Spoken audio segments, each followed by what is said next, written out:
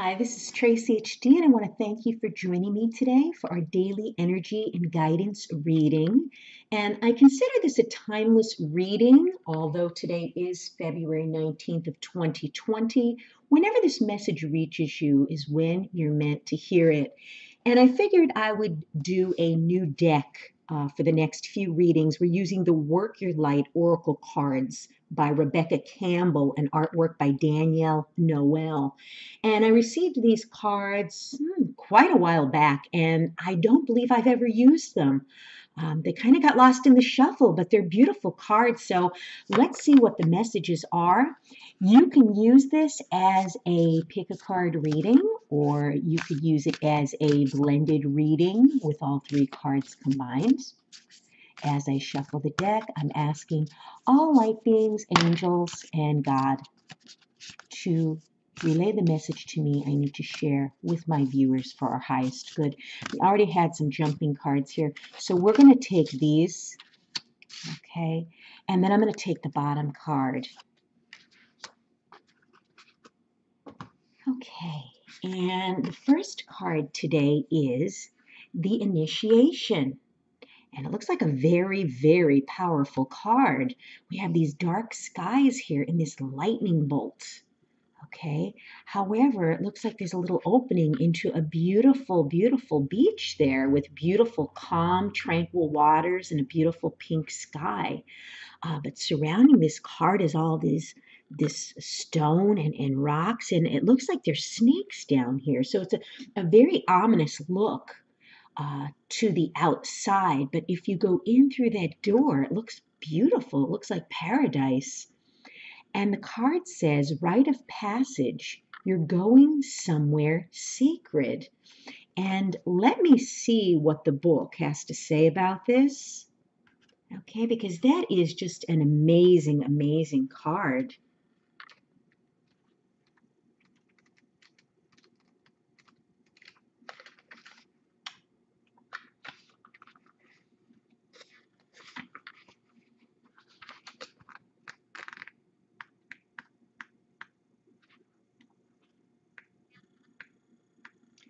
I wish these cards were numbered. Okay, it'd be easier to find in this book, but here we go. I found it. And it says here in the book, rite of passage. You're going somewhere like it says on the card. Okay, and it says there is a temple in India that looks terrifying from the outside, but inside it's filled with jewels and is one of the most loving places imaginable. And yeah, the outside of this card is quite terrifying looking with the snakes and the dark clouds and the dark rockiness of it. It says here, this represents the journey that the soul pilgrim is required to take to reach somewhere sacred, but only the initiated can enter. Perhaps that's where you are right now. You are being tested, initiated because you are heading somewhere sacred. Initiations require that we cross the threshold from one world or state of being to the next. We are called to face what scares us and have to be willing to lose it all in order to gain it in a new way of being, of safety, of security, of depth, of meaning. Initiations, like rites of passage, mark the shift from one age to the next and can take place because of emotional turmoil, great loss, grief, or devastation. But it is through the seemingly hardship that our heart cracks open and our spirit is invested to step forward. We take the sacred voyage into more of who we are and who we came here to be. It could be painful and scary, but once we begin the journey, we could be more ourselves than ever before.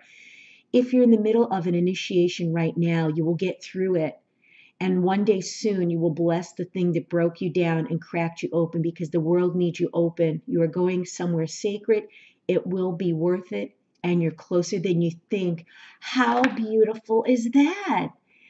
And yeah, I say to myself, I know that the pain that I went through in 2019, in the unfairness that I felt, and all of the turmoil and chaos and things that blindsided me, there's got to be a blessing in all of this. It truly broke me. It truly rocked me to my core. It was the most devastating, painful experience I've ever had in my life. And it's all for this reasoning here, that the card is saying that, you're going somewhere sacred. We are all going through these rough times. We're all going through these painful, traumatic situations with people that have betrayed us, friends who backstabbed us, and all of the negative things that have happened. It's because we need to break open and, become more of who we are. And I truly feel that the things that had to happen for a reason, because they were holding me back. And as painful as it was to let everything go last year, like I did, I know that I feel more like myself than ever before, because now I have nothing holding me back. They say sometimes you have to lose it all in order to gain it. And I think a lot of us are going through that. And then the second card says, take a break. A life's work, not a season. Get off the treadmill. And I don't even have to read the book for this. I say that all the time. It's like we're just going, going, going. There's never enough time in the day to do what we need to do. And I'll tell you, on Monday, I was so overwhelmed with things that I had to do around the house that I just had to sit myself down for a moment and just take a few moments of quiet peace and ground myself, because I was exhausted. It was so easy to fall into that, like you're on a treadmill. You know what I mean? Like you're just going through the motions of life. And are you enjoying anything, or are you just going from one task to the next, to the next, to the next? And I mean, I know we need to fulfill our responsibilities. We have things that must get done, things that we need to do. But this is telling someone out there, you need to take a break. You're on the brink of exhaustion. And believe me, you could end up hospitalized from being exhausted. And when you're exhausted and trying to recoup your strength, it's very hard. It's very hard to do. It's easier to try to maintain a balance in your life than it is to get so out of balance that you need to recover, from it. So try to take a break today. This beautiful card with this doorway, and outside it looks like water in a beach, and it looks like, some of the seagrass. I'm not sure if they call it that, but it looks like it's blowing in the breeze. And there's this woman down here, it looks like, and she's just relaxing. And it's just such a breathtaking view. So some of you out there need to take a break. You deserve it.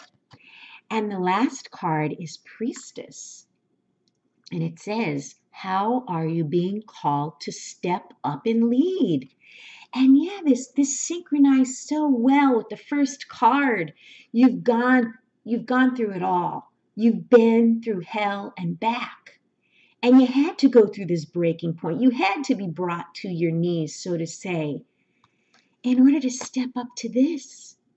The priestess has the inner knowledge. She has the intuitive gift. She has reasoning beyond what we could expect. She goes within. She knows her worth. She's been through it all, and she knows just how to handle things in just the right way. And this is telling you, how are you being called to step up and lead?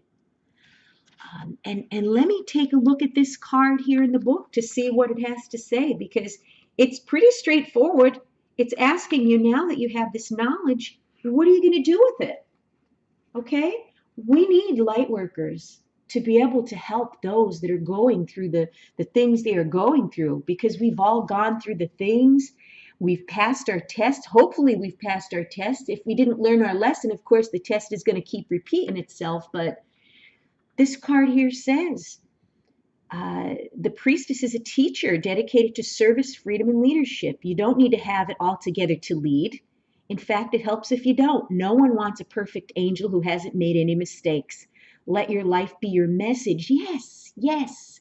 Let your life be your testimony of what you went through. And it says here, don't underestimate the power of sharing your story. It's by hearing someone else's journey that we feel less alone. We realize that we're actually all in this thing called life together. The difference between a follower and a leader is that a leader has the courage to go first. In stepping out, they shine a light on the path for others to venture forward. Don't fret too much about trying to work out who is your tribe. Don't get stuck in age, income, hobbies, or occupation. The best way to discover your tribe is to look in the mirror. If you feel called to lead, chances are it is because at some point in your life you longed for someone to lead you. Your tribe are longing for exactly the same thing as you were and are, and might only be one step behind you. They may even be right alongside you. You don't need anyone's permission, just the courage to stand up, embrace your struggles, the peaks, and the throws. You don't need to know the way. Just believe that there might be a different one. Your tribe is waiting for you. Step forward so they could find you. So, yes, yes, tell your story. Make YouTube videos. Write a book. Believe me, I've been wanting to write my book for so long, and I just feel like it's getting closer and closer for me to finally sit down and do it. I've gathered so much knowledge and so much experience through the life that I went through, and that I made it through on the other side, and that there are so many people that, are going through the same thing. And when we show people that we're just like each other and we all struggle, it makes the struggle so much easier and so much more bearable. So, what are you going to do with your wisdom? Are you going to heal people? Are you going to write a book about it? Are you going to make some videos to share your experiences? Don't just sit there wondering how I'm going to do it or could I do it. You could do it. We all are trying to find our way. We don't have an exact plan. Nobody has all of the answers, but this card here is telling you that you've been through it all. You have that knowledge to share. And are you going to step up and be the priestess? What a beautiful, powerful reading. Boy, I'm really glad that these cards were calling to me yesterday and that I pulled them off the shelf. If you've enjoyed this reading, please like it by giving it a thumbs up, share it, and above all, subscribe because I will be back with more.